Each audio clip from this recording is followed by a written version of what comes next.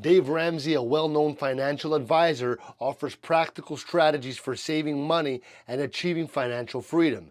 His approach emphasizes the importance of budgeting, debt elimination, and disciplined spending.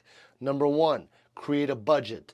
Ramsey advocates for a zero-based budget, where every dollar is assigned to a specific purpose.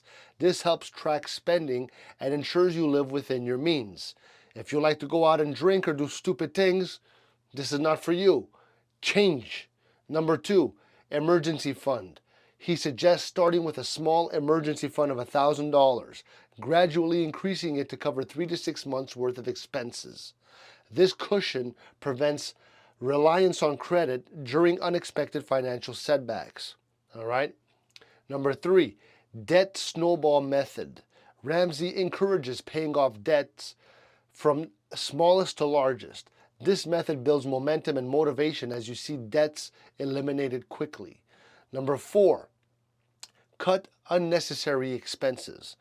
Identify non-essential spending such as dining out or subscription services and cut back.